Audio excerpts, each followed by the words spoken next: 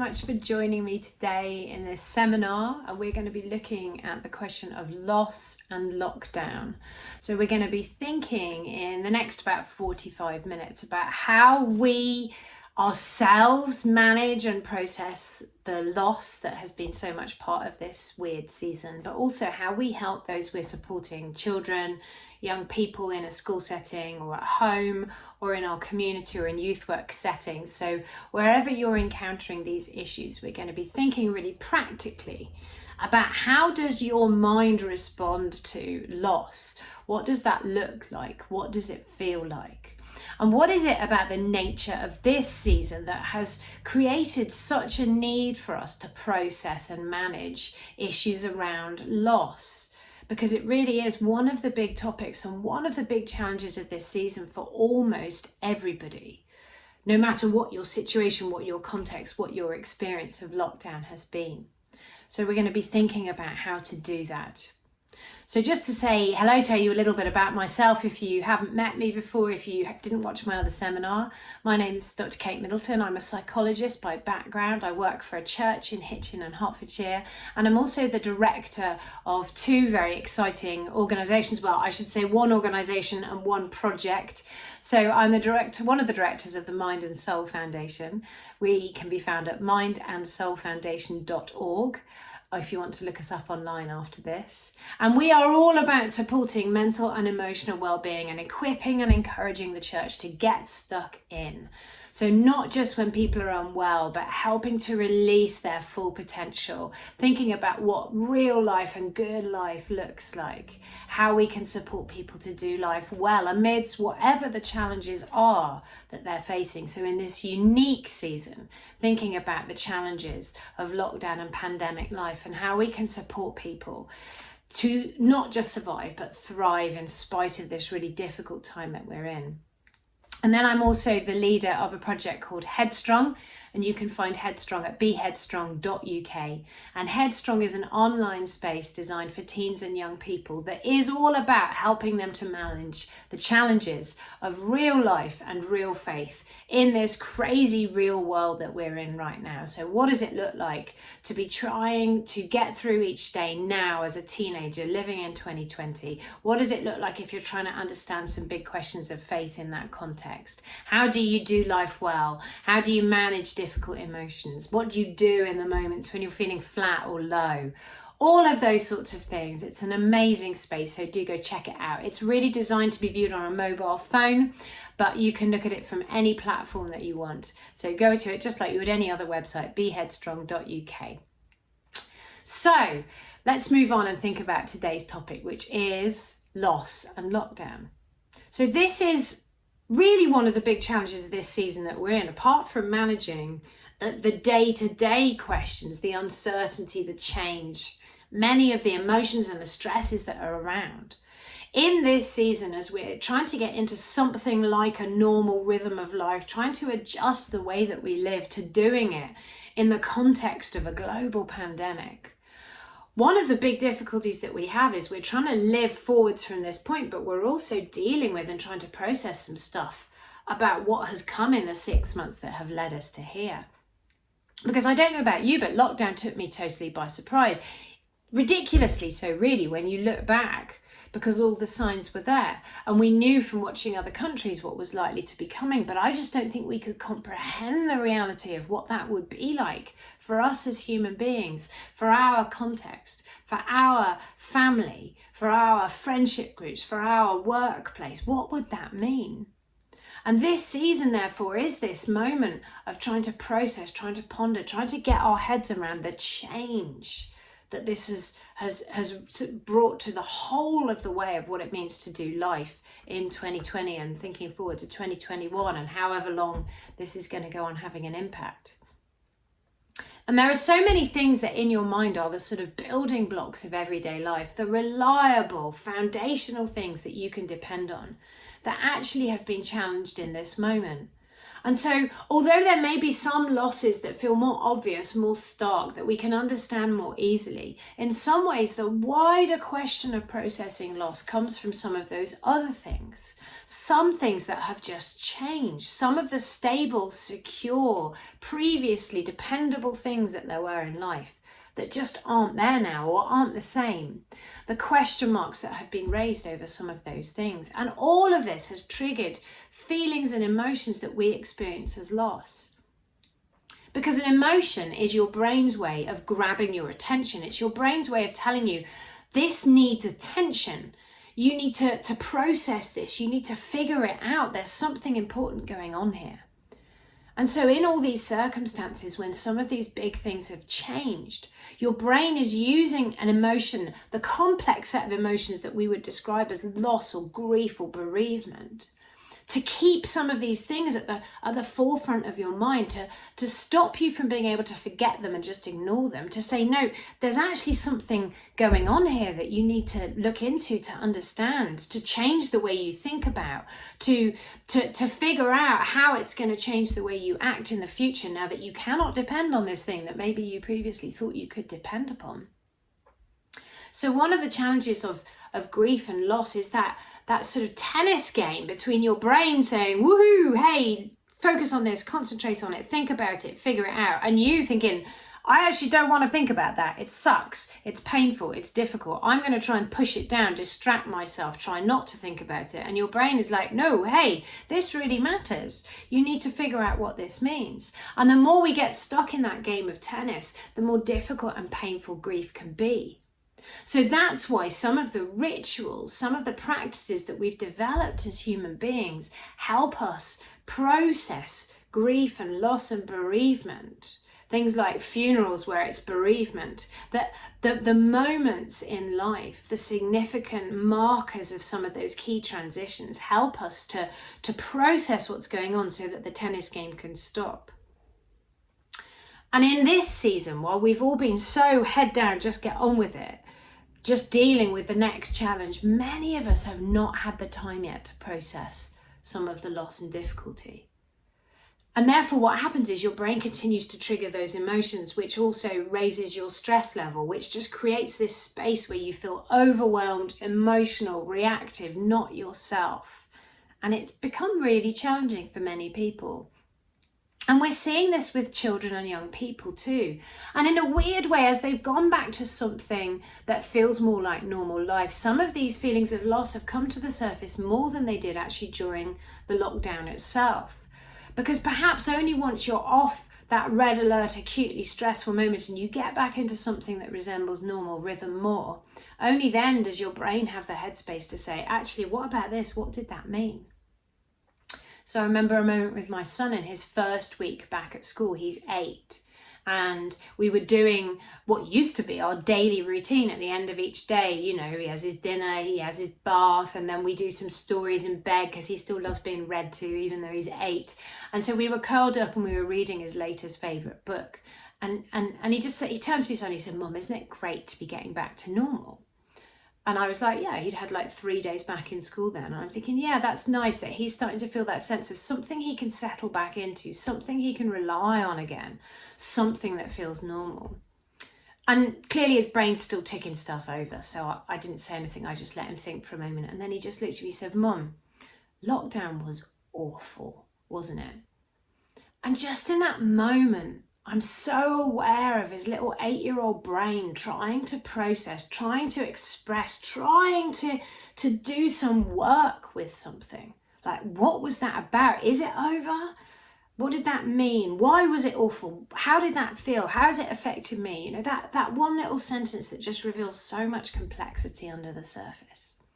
And he's not been massively affected by lockdown in any greater way than any other 8-year-old kid across the UK. So that's a good illustration of the degree of loss that we're trying to support kids, young people, and trying to manage ourselves.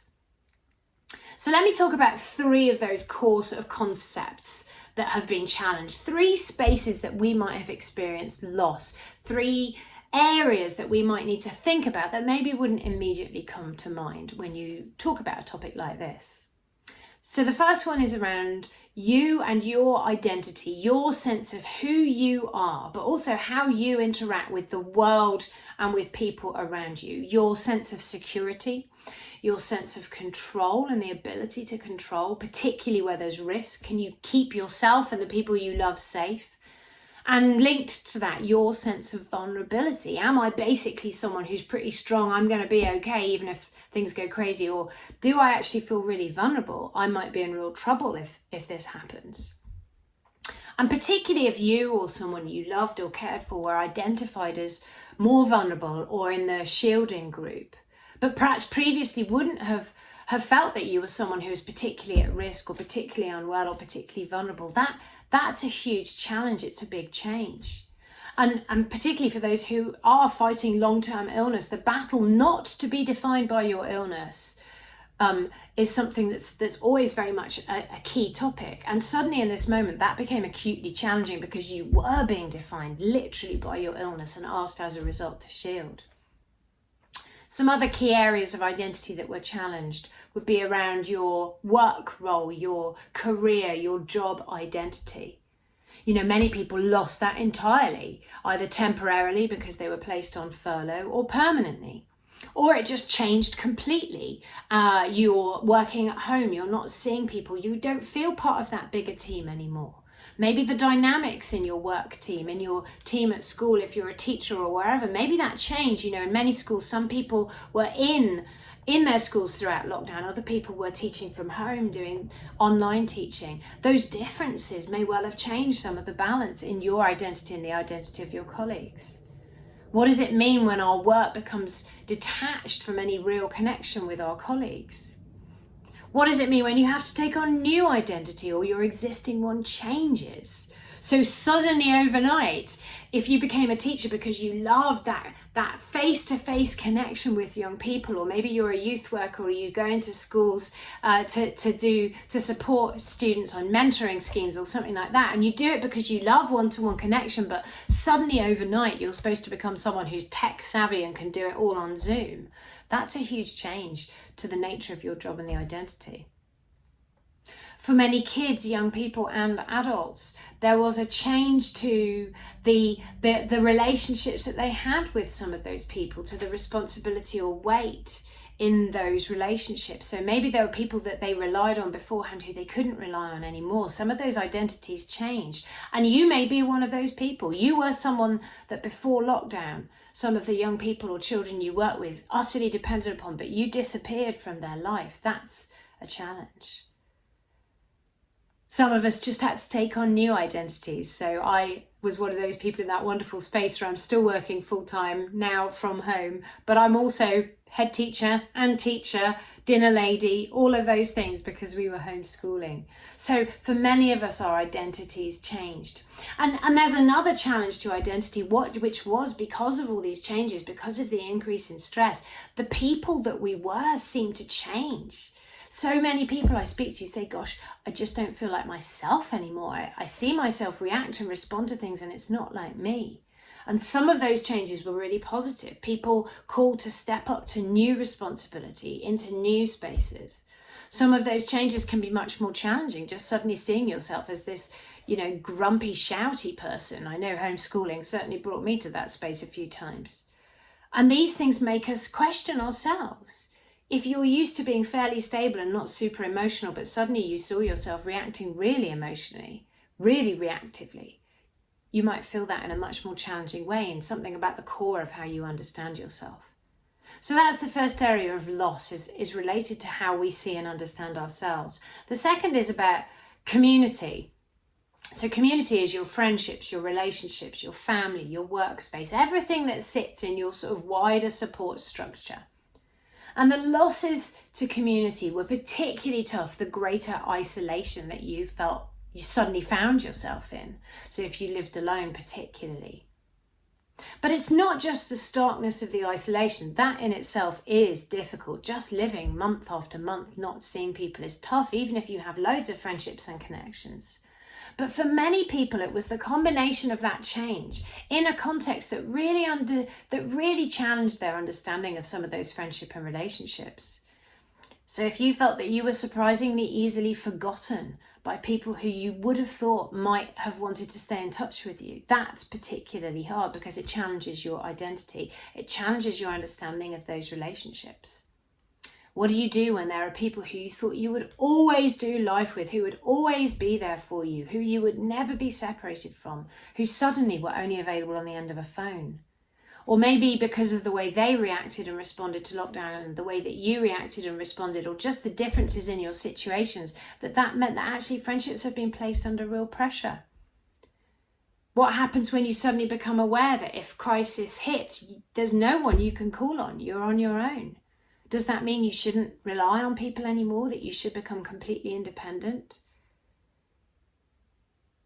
What about the friendships that you feel just just fell away in this time, that just got lost? The ones that were just about people who you happened to see in work, crossing in a corridor or meeting over the kettle when you were making coffee in break time. And yet, when lockdown happens, they're not like top of your friendship list, so you've not stayed in touch with them. What does that mean about those friendships? So you can see that in this area, there were some big challenges to our sense of community, our sense of connectedness. And there were, of course, for some of us as well, the stark, the brutal challenges of loss and bereavement. Either because of loved ones or family members who became ill with COVID and very sadly lost their lives to the virus, but also because of so many other bereavements, that the natural bereavements that will happen in any 6-month period, but were so different in this season.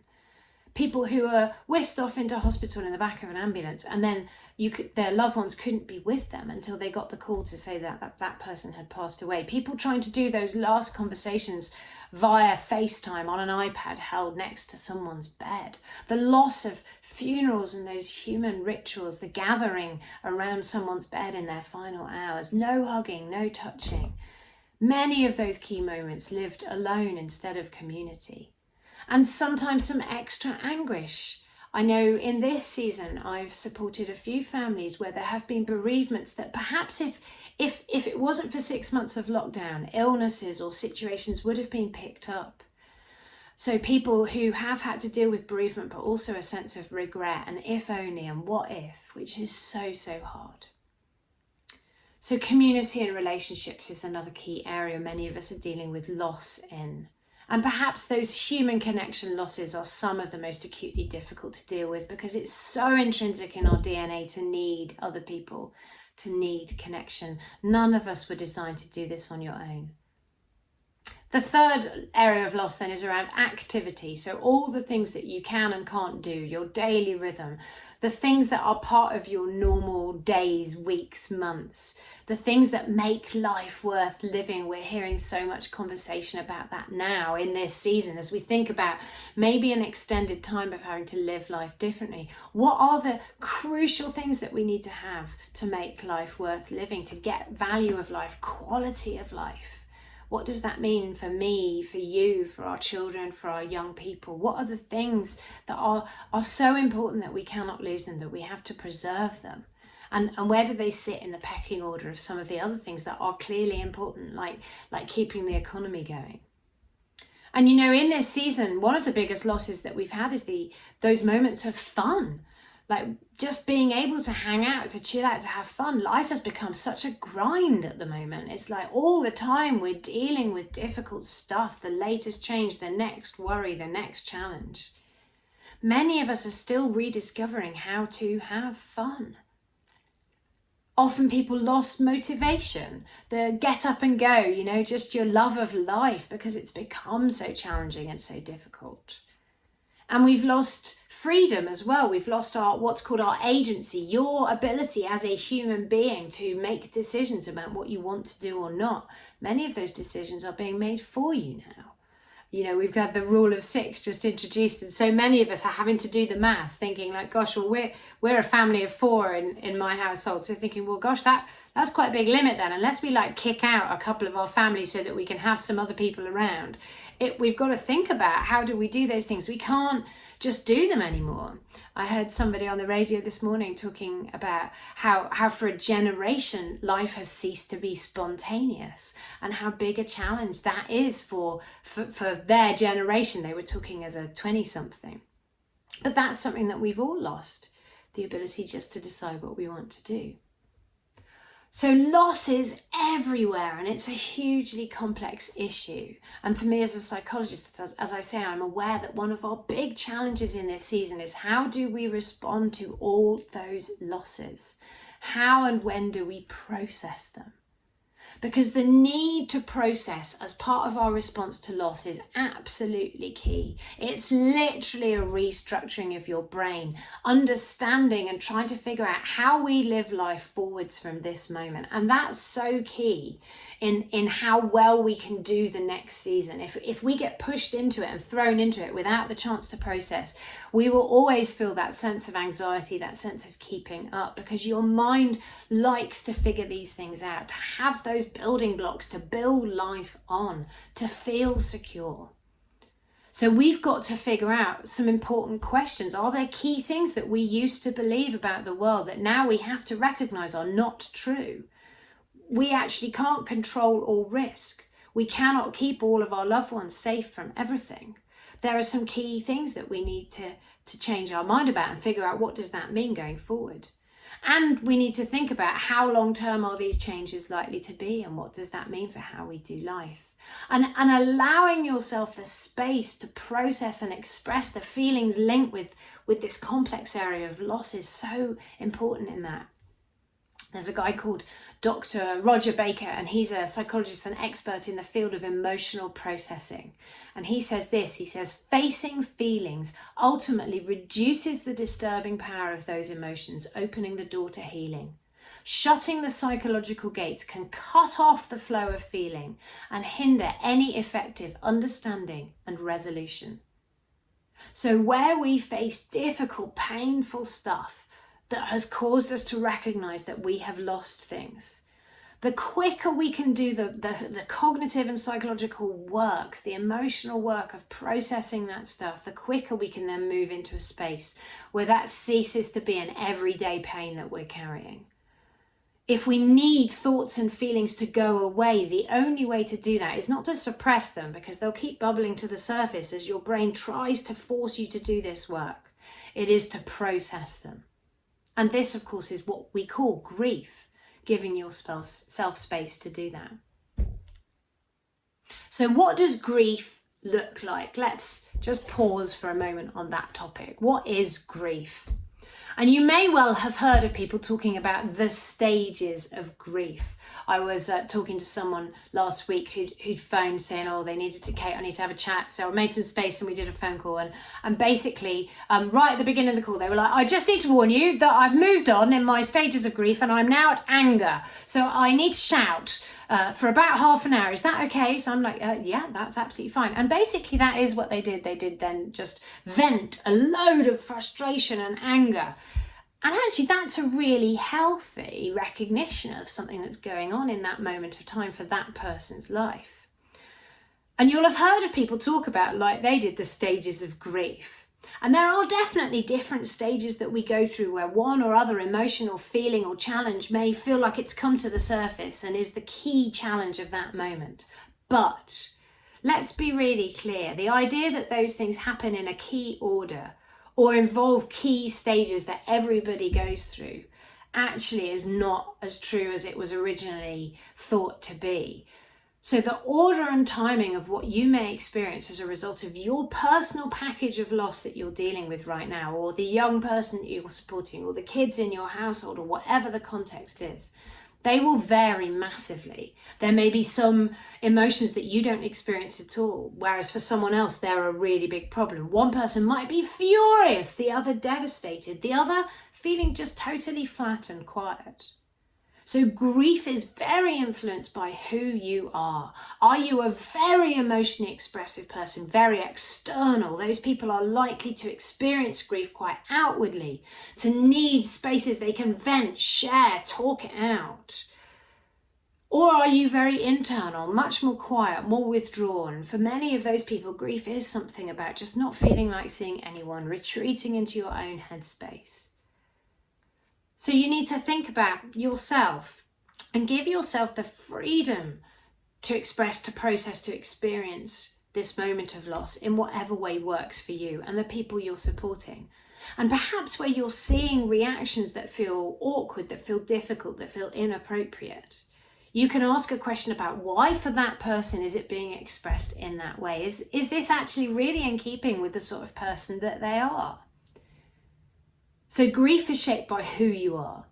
Grief is also shaped by how you are, though. And in this moment, with so much else going on, processing grief and loss, it takes such a lot of energy, and it's very difficult in moments when your mind is still in overwhelm. So particularly grief that comes post or associated with trauma, that's one of the challenges. In that moment, straight after something traumatic has happened, actually, most people feel a lot less than they think they're going to feel because their mind is just overwhelmed and exhausted. In this season, for some, it's been one of high demand and stress. I'm very aware that there may be some people watching this who are senior leadership team in school settings, or who are working in professions where they've been very frontline, or where things just haven't stopped. Many of those of you who work in church spaces will have not stopped yet. I'm, as a psychologist, I've got some leave booked in a couple of weeks. That will be my first leave for 7 months. If you're in that position where this has been a season of high demand, high stress, relentless challenge, and just exhausting levels of work, your space and energy to process your grief and loss is going to be much more limited than some other people. So I just want to say, if that's you, don't rush this. Don't feel forced to talk if you're not ready. Think about maybe what you need right now most in order to process loss and grief is just space, rest, time off, and then you'll create the space and ability for your mind to do that. Some of our children and young people are in the same space. And I'm talking to people who are concerned for children and young people, who are understandably quite antsy to say, what shall I do to help them process this? And sometimes my answer is, right now, nothing. Let them just have a few weeks of something. Hopefully, if the situation in your area remains relatively stable, something that's a bit more normal. Create as much normality as you can. Create moments of fun and relaxation and rest for them. Watch some good movies, chill out with them, kick a ball around. Maybe now isn't the time yet to do the intense work, the thinking, the talking, the processing.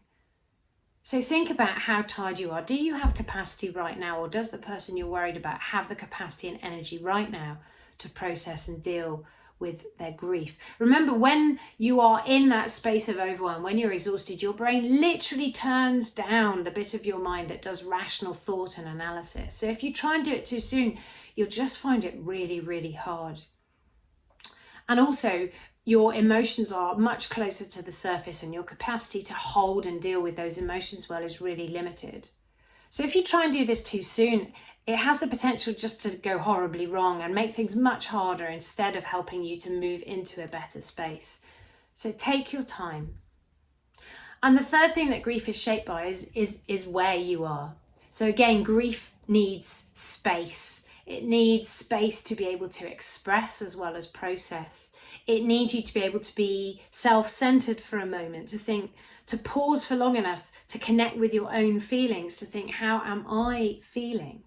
If you're in a position still where you are holding the emotions of a lot of other people, that's going to be much harder if you're supporting someone who's in that space. So a young person who's got someone in their household who's very vulnerable or who's been shielding may feel an incredible pressure to hold things, to be strong for that person. They may struggle with guilt around, well, if I admit that I'm finding this hard, what about my mum or dad or aunt or uncle or granny who's actually in a harder position? And that challenge with guilt, with actually there are so many people who have things worse than me, maybe I just shouldn't be feeling this, is a real one when it comes to grief and loss. To allow yourself to say, actually, for me, maybe uniquely because of the person I am, the situation I'm in, the context of when this happened, this thing may feel like nothing to someone else, but to me, it rocked my world. To me, it left me reeling. That's hard. And in terms of where we are, we also need to be aware of the limits and constraints on just the practicalities of how we process grief and loss. So for many of us, our day-to-day support people, the mates, the people we go to, the people we have a laugh with, they are where we manage a lot of these little emotional moments. And right now, when there's some bigger emotional moments, we're also in this challenge because we don't have those natural spaces to have those conversations. And that can create a real intensity around things that makes it harder, because it doesn't feel normal, because we're not able to totally relax with people. So sometimes we need to think about practical things that we can do to create the space where maybe at some future point that might become somewhere that loss and grief can be processed, but not to place too much pressure on. And again, I'm thinking for those of us who have relationships with children and young people here, and maybe what we do is we create a space where we see them every week.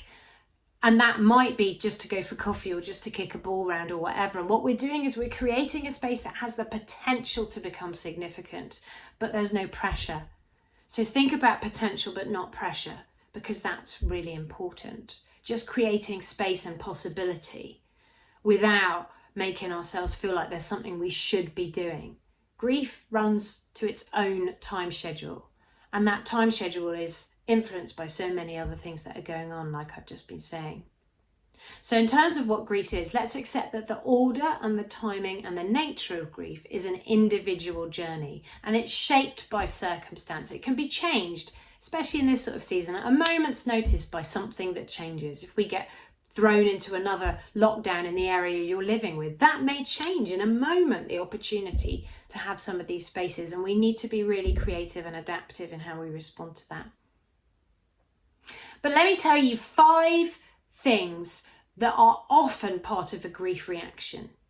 And remember, as I go through this, these are 5 things that can happen in any order, in no order. They can all flare up and down slightly unpredictably. Some or all of these things may be part of your grief or loss experience for any one individual. But some of them may never happen for some of us. So grief can take us by surprise, sometimes because of what it does involve, things that we never thought it would, or sometimes because of things that, frankly, it doesn't involve, and actually things that we'd always assumed would be part of grief, but aren't. And sometimes we can fail to spot that something is about grief because it's expressing itself or being seen in an unexpected way. So number 1, perhaps the most obvious, is sadness. And this is probably what we expect to see as part of grief, and what we often think is a healthy expression of grief. Sadness, crying, that sort of space. But perhaps the most important thing to note about sadness is that actually you might struggle to feel it. Or you might be surprised how difficult it is to connect with your sadness. To be able to express sadness requires a sense of real security and safety. And in this season where security and safety are not the things that we could always rely on previously, sadness is harder than you might think to allow yourself to experience. So if we want to help someone to express and process sadness, what we need to do is create safe spaces where they can do that.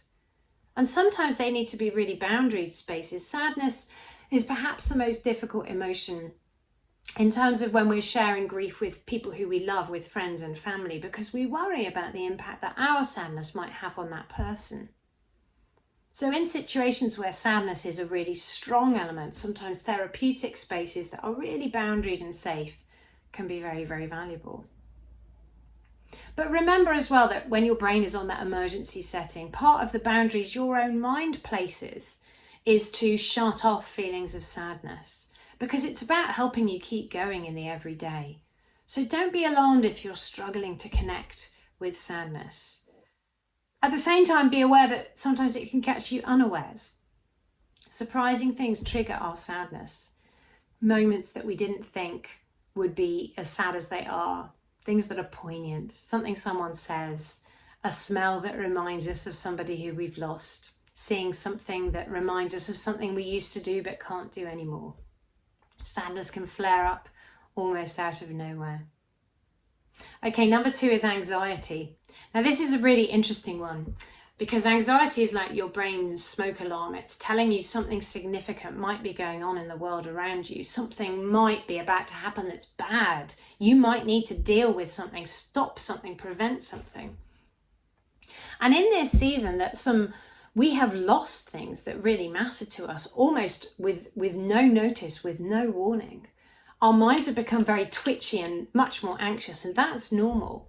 And actually, post any type of trauma or loss, it's normal for your brain to become more twitchy with anxiety than it used to be, because it is literally saying like, hang on, could this happen again?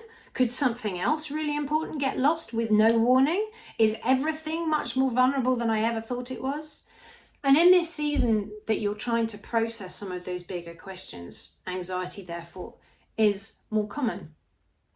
So don't be surprised by this. Don't be freaked by it. Don't be fooled by it. This is a short-term change. It's part of the increase in stress level that loss triggers, as your brain just has to do much more work to figure stuff out. And it's part of the normal adjustment. As your mind settles down and gets used to things, it will change and go back to something that's more normal. Right now, you're just going to be a bit super sensitive. It's like when your smoke alarm goes off every time you put toast on. The only real reaction that we need to learn in that season is the emotional equivalent of the smoke alarm dance. You know the smoke alarm dance, right? When it goes off and everybody in the house grabs something and does this. It's how do I reset my anxiety alarm when it's gone off in moments when actually it's okay. This isn't a threatening situation. There isn't anything I need to do here. How do I manage a season where my mind is more super sensitive than normal? And some of this will resolve as you do the processing, as you do the talking, as you do the adjusting. But expect a bit more anxiety than normal. And don't be panicked by that. It isn't a sign that you're going crazy or that you've become basically unstable. It's just part of the journey. Number 3 then, and remember, these are not in any order. These can all happen in any order at any time. But number 3 is anger. And it is natural to feel anger in this situation. You know, you've lost things. It's not fair. There are some basic injustices about this. This flipping virus that has destroyed your life, that has changed the lives of so many people, that is destroying our culture. It's okay to be angry. But the interesting thing about anger is how quite often it's expressed in places that aren't actually the spaces that have triggered it. So we're angry with one thing, but we can't yell at a virus, so we yell at somebody else. We yell at the politicians, we yell at the radio, we yell at the annoying person on social media who's just said something stupid. We yell at our loved ones, even though it's not really their fault. Sometimes other emotions can come out, can be expressed as anger, particularly in children and young people who find emotions in general much more difficult to manage. Their maturity, their understanding, their literacy to discuss and talk about their emotions is not fully developed yet.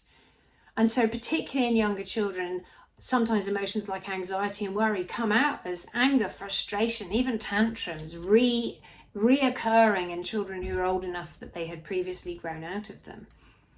Or just for us too.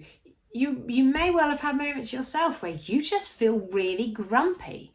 And sometimes the exhaustion, the overwhelming, the relentless nature of loss, grief, of this complex moment can make us all just quite shouty. So dealing with anger is about finding healthy and appropriate ways to express it, but also recognizing it. You know what? Maybe it isn't that everybody in the world around you is deliberately trying to annoy you right now. Maybe you're just more prickly than normal because there's some stuff going on in the background that you need to deal with and make space to process. Or maybe this is just a moment like the lady who phoned me the other week where you do need to find a good safe space to vent, to release some of the anger that you're feeling. Okay, number 4 in my set of 5 is good stuff. Joy, laughter, fun, happiness. Now, it may sound really weird that I'm talking about those things as part of grief, but it's really important that we recognize that those things can be part of a season of processing and dealing with loss, and it's actually really important that we make space for them because you need good stuff still in your life. It is about life not being relentlessly awful in this season of processing something difficult. It is about dropping your stress level. So processing and dealing with some of those other emotions is so hard, so stressful, so difficult. We need times where we can kick back, enjoy ourselves, relax, forget about that stuff. It doesn't mean we're no longer sad. It doesn't mean we're selfish. It doesn't mean we didn't love the person that we've lost. Remember, your brain isn't binary. It tries to simplify the world as though it was one thing or another. Either you're dealing with loss or you're not. Either you're happy or you're sad. But the truth is those two things can exist at the same time. You might be dealing with terrible loss and some really difficult circumstances, but still have moments where you can, if you look hard enough, find joy, find happiness, even find something to laugh about. And that's a brilliant thing to do. I said in my other seminar for this conference that the verse in Nehemiah that says the joy of the Lord is your strength, that Hebrew word, that ancient Hebrew word, literally means it's your fortress, it's your place of protection, it's something that you can retreat to in life's most difficult moments, and it gets you through, it keeps you safe. So maybe if you're dealing with a lot of loss right now and you're finding that really hard, another thing that you might need to do for yourself is just find some spaces where you can have fun. When you meet with friends, instead of that being yet another opportunity where you have to go through the difficulty and talk about painful stuff, maybe sometimes it should just be about laughs. Go watch a movie or just sit outside in the dark and drink a lot of cups of tea, or whatever it is that you might be able to do in this moment, bearing in mind the local restrictions in your area and your own circumstance. But whatever you can do just to have some laughs, do a Zoom quiz, whatever works for you. Remember to build those things into this season of processing loss. And number 5, the last thing you might feel or someone you're supporting might feel as part of loss is this: nothing. And nothing is probably the hardest thing to feel, because we can deal with something. It feels tangible and we can do something about it. Those trying to care for us and support us can do something with something. You're angry, they can let you vent. You're sad, they can't give you a hug actually at the moment, but they can do the distanced equivalent of that.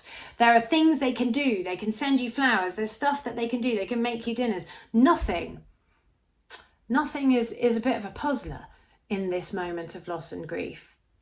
And a lot of people are really quite alarmed by feeling nothing. They think, what's wrong with me? Is something weird about my head? Is this going to hit me at a later date and be horrendous? Why am I feeling nothing? But it is normal to have seasons where actually you just feel either literally nothing, or you might notice the lack of emotions. You feel flat, you feel almost detached from reality, from the world, like you're just going about things on automatic pilot, not really connecting. And this can be really normal, particularly at first. So if you've been through something traumatic or something has happened very suddenly, there is this season where very often, as part of responding to that, your mind is protecting you from the wider implications of it. Or you are just exhausted, overwhelmed, or in that emergency state, and therefore you're just not feeling very much. It can be a sign that you need a break, that you need a rest. It doesn't mean you don't care, or that those other emotional reactions aren't there somewhere. But it is a sign about where you are in that moment. So if you're feeling nothing, don't beat yourself up about it. Don't be anxious, but maybe do think, could I take a break? Could I get some rest? Could I get away? Is there somewhere I could create space for myself to think and process and act and react to what's gone on? But the other way you might feel nothing is just because maybe there are key parts of grief and loss that you're not that type of person. They're not going to be part of your experience. So somebody else may be really devastated and very tearful, but that's just not the way that you express and process things. Maybe you are a more angry person. People are different. One person's need might be for lots of talking space where they can talk and sob and share. Other people might need space to go out for lots of long runs and kind of pound out their loss and grief and process it somewhere within that. So we need to recognize that grief is a really individual response. And all of these things can come in waves. They can come predictably. There may be a moment that you know is going to be tough. You have to go back to a workplace that isn't the same as the one you left. You have to go through somebody's birthday when they've passed away, or key moments where you know that loss is going to feel acutely painful. But they may also be totally unpredictable and just hit you like a wave from nowhere. And in those moments, the key to grief is, instead of battling with the waves, instead of trying to stand upright and just somehow be buffeted by them but not give, the key is to learn to surf them. Go with them. Allow yourself to feel what you're feeling. And within that, find good ways of processing and sharing that. So 3 quick things then of how you do that. Number 1, intentionally find yourself spaces to process. That could be spaces with friends, with family, or it might even be therapeutic spaces. They could be talky spaces, but if you're very internal, they could be withdraw spaces, headspace spaces, moments when then no one else is around. It's not all about talking. Remember, think about reading, praying, journaling, or just time doing nothing. Those spaces can be surprisingly productive when it comes to processing. So process. Number 2, express. And again, remember, this is bigger than just talking. So if you're a writer, write things down, write poetry, draw, paint. Remember, a physical expression, like I say, pounding out frustration, going for long runs or walks. Some of those things can help us process in a way that we couldn't do verbally. So just be creative about how you do this. And remember, expressing can take a lot of emotion. It can be exhausting. So sometimes you'll need to rest before you can express. And if you've expressed, you may well then need to rest. So go easy on yourself, look after yourself, and make sure that you're giving yourself time for that recovery as well as the expression. And then number 3 is connection, thinking about the key people who will help you. And this is about being creative, varying it, not placing all your eggs in one basket, not placing all your pressure on one friendship. And I would just say, remember that in this season, it is one where sometimes therapeutic spaces can be really valuable. And these needn't be like years of intensive therapy. It could just be a couple of sessions with a really good therapist, particularly if you're someone who's supporting a lot of other people, or if you're in a very senior leadership position. If your job is to hold the emotions of a lot of other people, you might find that you've become so good at suppressing and managing your own emotions that connecting with some of what you're feeling right now around grief and loss, actually kind of you would benefit from having somebody else help to steer you through that journey. So let's think about creativity and the people that we need to connect with to help us do our own journey. So I hope that has helped to explain a little bit about this complex area and expand our understanding of it beyond just thinking about bereavement, but also think about the practicalities of how we do loss, how we help ourselves manage loss. And so I'm just going to pray at the end of this session. Just, Lord God, I want to pray for anyone who's watching who's really struggling with feelings of loss and grief right now. And I pray that your love might surround them, that they might know that you're close to them, that they might be able to connect with you, and that in the safety of that relationship, they'd be able to connect with their own feelings too. And I pray for those of us who are supporting other people to manage loss too. Lord God, help us to create the right spaces, to be sensitive, to be empathetic, to be creative in how we do that well. And throughout this season, Lord God, my thanks to you is that verse from Psalm 34, that you are close to all whose hearts are crushed by pain. So I pray for anyone who feels literally crushed by the pressure of this season, the season that we've gone through, the season that we're going through. And I do just pray for your love and your peace that surpasses human understanding to help us manage the difficulties of this season. In Jesus' name, amen.